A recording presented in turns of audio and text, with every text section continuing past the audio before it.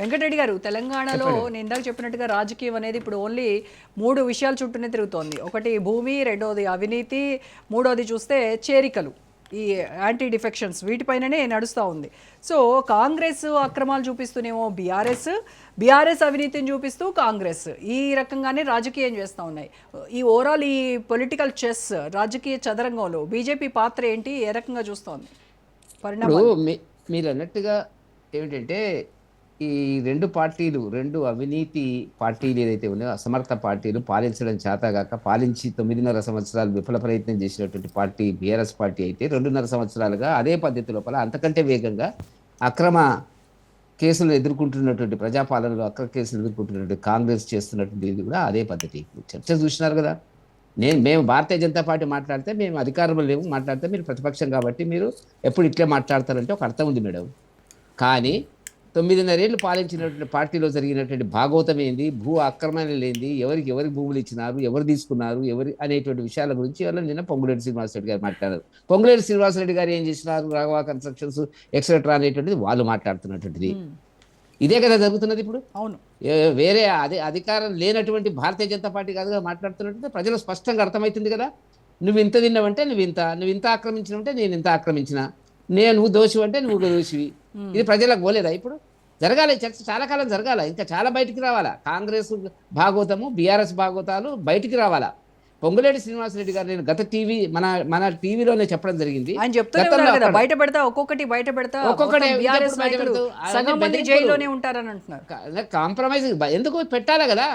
ఒక అధికారం రాజ్యాంగబద్ధంగా మీరు ప్రమాణ స్వీకారం చేసి నా దృష్టికి ఉంటుంది కదా మేడం, వాళ్ళు ప్రమాణ స్వీకారం చేసినప్పుడు నా దృష్టికి వచ్చినటువంటి ఏదైనా కూడా నేను దాచకుండా దాని మీద యాక్షన్ తీసుకుంటానని ప్రమాణ స్వీకారం చేసినటువంటి పొంగులేటి శ్రీనివాసరెడ్డి గారు నైతికంగా రెవెన్యూ పోర్ట్ఫోలియోను మంత్రివర్గంలో సంగతి పక్కకెట్టండి, ఒక భూముల దందాలో ఆ కుటుంబ సభ్యులు రాఘవ కన్స్ట్రక్షన్స్ ఎక్స్ట్రా ఎవరైతే ఉన్నారో, కొడుకు కోడలు వాళ్ళు బ్రదర్స్ ఎవరైతే ఉన్నారో, నైతిక బాధ్యత తీసుకొని కనీసం ముఖ్యమంత్రి గారు కనీసం అతని రెవెన్యూ పోర్ట్ఫోలియోని చేంజ్ చేయాలండి. ఏం ఘోరం అండి, ఇటువంటి ప్రజాస్వామ్యమా తెలంగాణ కోరుకున్నది? అసలు సంబంధమే లేదు మా కుటుంబానికి దాంతో, ఆ కంపెనీలో డైరెక్టర్స్ ఎవరు మాకు సంబంధికులు లేరు అని చెప్తున్నారు కదా ఆయన. లేదే, ఇప్పుడు ప్రైవేట్ భూమా కాదా గవర్నమెంట్ భూమా అని మన కౌశిక్ గారు అంటున్నారు. అది ఒకసారి ప్రైవేట్ భూమి, ఒకసారి గవర్నమెంట్ భూమి. కరెక్ట్గా శివరాజ్ బహదూర్ 2016లో ఆల్ఫా ఒమేగా యూనిటెక్ కంపెనీలకు అమ్మినాడు.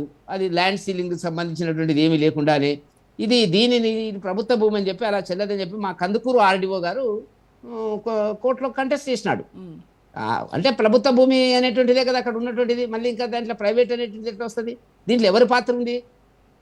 గత ప్రభుత్వంలో టీఆర్ఎస్ ఆయనను మోసింది, ఆయనకు అనుకూలంగానే ప్రవర్తించింది. ఎవరికి? పొంగులేటి శ్రీనివాసరెడ్డి గారికి. అక్కడ బేరం కుదరక వ్యవహారాలు జరగక బయటకు వచ్చి ఇప్పుడు ఇక్కడ వచ్చినాడు, అక్కడిక్కడ చూసి దీంట్లోకి వచ్చి అసలైన పోర్ట్ఫోలియో తీసుకున్నాడు. భూములకు సంబంధించినటువంటి భూముల ధరణి అన్నాడు. భూముల ధరణిని మేము రద్దు చేస్తాం, మొత్తం చేస్తాం అన్నారు. భూముల ధరణిలో ఇంతవరకు అనేక భూములను మార్పిడి చేసిండ్రు అనేటువంటి విమర్శలు చేసినటువంటి కాంగ్రెస్ పార్టీ ఏ ఒక్కరినైనా కూడా ఈ భూములు మార్పిడి చెప్పిందా? ఇదంతా ఎందుకు కళ్ళబల్లి మాటలు ఎందుకు చెప్తున్నారు మీరు? రెండు అవినీతి పార్టీలు, కాంగ్రెస్ బీఆర్ఎస్ పార్టీలు భూముల కేంద్రంగా పనిచేస్తున్నాయి. బ్యాక్గ్రౌండ్ రేవంత్ రెడ్డి గారి బ్యాక్గ్రౌండ్ కూడా రియల్ ఎస్టేటు. మరి పొంగులేటి శ్రీనివాసరెడ్డి గారి బ్యాక్గ్రౌండ్ కూడా ఇటువంటి పరిస్థితి చూడాల్సిన చట్టసభలోకి ఇటువంటి వ్యక్తులు వచ్చి వాళ్ళు మాట్లాడుతున్నారు నీతి గురించి, వాళ్ళు మాట్లాడుతున్నారు భూముల గురించి, వాళ్ళు మాట్లాడుతున్నారు పేదల అభివృద్ధి గురించి, వాళ్ళు పోర్ట్ఫోలియోలు నిర్వహించుకుంటూ డిసిషన్స్ తీసుకునేటువంటి వ్యక్తులు, ఇలా ఉండేటువంటి వ్యక్తులు ఇవాళ తెలంగాణ పరిస్థితి ఏ రకంగా వచ్చింది అనేది ప్రజలు గమనిస్తున్నటువంటిదే కదా. విసుక్కుంటున్నారు ప్రజలు. వాళ్ళు తిన్నారు, వీళ్ళు ఎవరైనా సొక్కమని అంటున్నారా? పొంగులేటి శ్రీనివాసరెడ్డి నేను అంతసేపు మాట్లాడినాడు, ఇంకా భాగవతాలు బయట పెడతాయి ఎందుకు? వరుసగా పెట్టి మాట్లాడరాదు, 2 రోజులు మాట్లాడరాదు, ఏమేమి ఉన్నాయో కేసులు చెప్పరాదు? ఒకరినొకరు బ్లాక్ మెయిలింగ్ పాలిటిక్స్ ఇవన్నీ కూడా.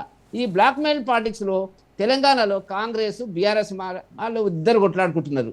ఇప్పుడు చాలామంది మీరు అన్నట్టుగా ఏంటంటే మీ పాత్ర ఏంది అనేటువంటిది ఇంకా కొంత చర్చ జరగాలి. అన్ని భాగవతాలు బయటికి రావాలా, వీధి భాగవతాలన్నీ బయటికి రావాలా, ప్రజలకు అర్థం కావాలా. ఏం మాట్లాడుతున్నది ఏంటి? అభివృద్ధి కోణంలో కాదు. మీరు అభివృద్ధి ఇట్లా చేసినారు, మేము అభివృద్ధి ఇట్లా చేసినారు అనేటువంటి కోణం లేదు. ఇప్పుడు భూముల దందాగా తెలంగాణను మార్చి రేవంత్ రెడ్డి గారు భూముల వేటలో నేను గతంలో కూడా చెప్పడం జరుగుతున్నటువంటిది. మా ఊర్లో 750 ఎకరాలు, కౌశిక్ కూడా తెలుసు, మా ఊర్లోనే తిరిగినాడు ఆయన.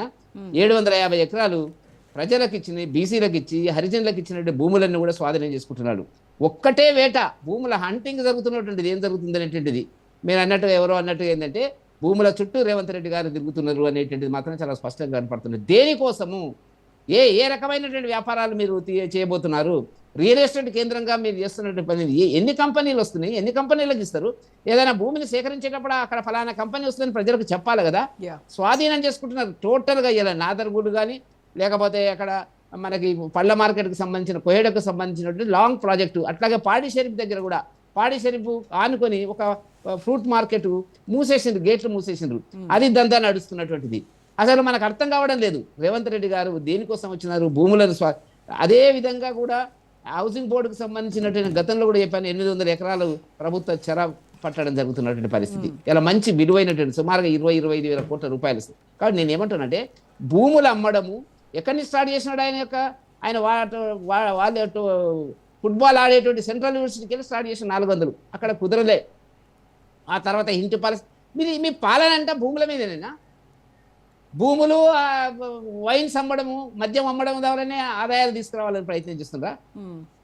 ఏం ఉద్యోగాలు ఇచ్చినాయి? ఇప్పుడు మా దగ్గర చూడండి, తుక్కుగూడ దగ్గర ఫ్యాబ్ సిటీ, రాజశేఖర రెడ్డి గారు మొదటిసారి ముఖ్యమంత్రి అయినప్పుడు 2004 సంబంధించి నేను మాట్లాడుతున్నాను. ఫ్యాబ్ సిటీ అని రైతుల దగ్గర నుంచి చౌకగా భూములన్నీ కొట్టేసినారు. ఎన్ని వచ్చినాయి చెప్పండి? ఇప్పుడు అక్కడ 2-3 వచ్చినాయి అంతే. ఆ భూములన్నీ మళ్ళీ వాటిని స్వాధీనం చేసుకుంటున్నారు. ఇప్పుడు వీళ్ళు అదృష్టవంతులు, ఎందుకంటే అమ్ముకోవచ్చు.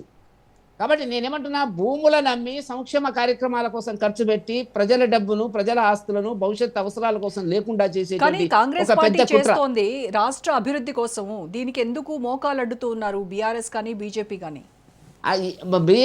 అడ్డు పడుతున్నారు మేడం. ఇవన్నీ పేర్లు ఎందుకు వచ్చినాయి ఇప్పుడు? ఎందుకు ఇలా రాజకీయాలు భూముల కేంద్రంగా ఎందుకు పొంగులేటి శ్రీనివాసరెడ్డి చుట్టూ తిరుగుతున్నాయి?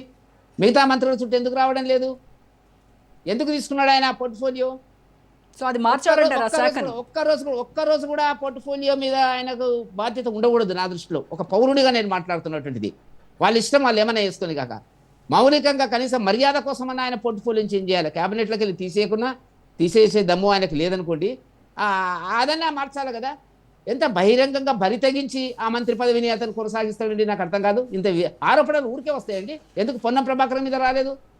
కోమటిరెడ్డి వెంకటరెడ్డి గారి మీద ఎందుకు ఆరోపణలు రాలేదు భూములకు సంబంధించినటువంటిది? నేనేమంటున్నా అంటే, ఇంత పెద్ద ఎత్తున ఆరోపణలు వచ్చినప్పుడు, కేంద్ర బిందువు అయినప్పుడు అందరికీ తెలిసిందే కదా. టీఆర్ఎస్ వాళ్ళని సొక్కమా? వాళ్ళు చేసిన పనులన్నీ ఇవే.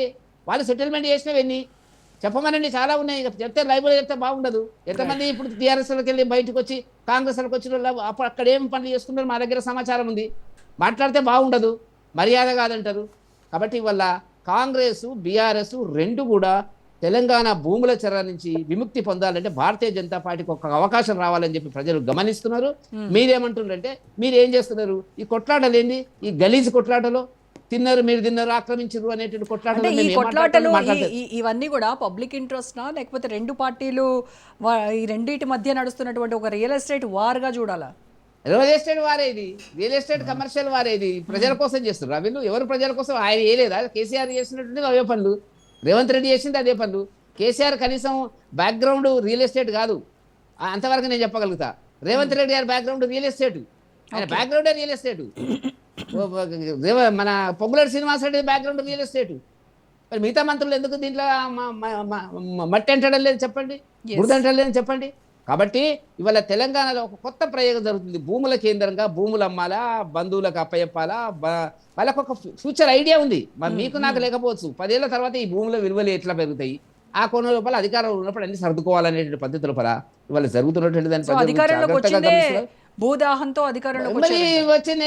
మీరు చెప్పండి, ధరణిలో చాలా మాట్లాడినారు కదా రేవంత్ రెడ్డి గారు. అరేబియానో హిందూ మహాసముద్రం ఏది దగ్గర అయితే తెలంగాణకు అక్కడ పడేస్తా అన్నాడు.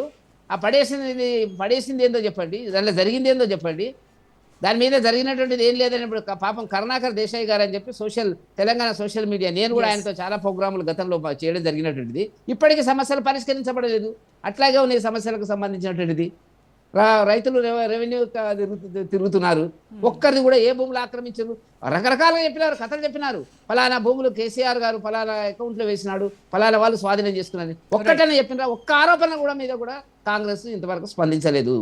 కాబట్టి వాళ్ళు వీళ్ళు కలిసి చేస్తున్నటువంటి ఒక నాటకము, డ్రామా, భూదందా డ్రామా అనేటువంటిది నిజంగా ఇదా జరగాల్సినటువంటి చర్చ ఇవాళ తెలంగాణలో అనేటువంటిది ప్రజలు అనుకుంటున్నటువంటి ఒక సందర్భం. రైట్ వెంకటరెడ్డి గారు. ఎస్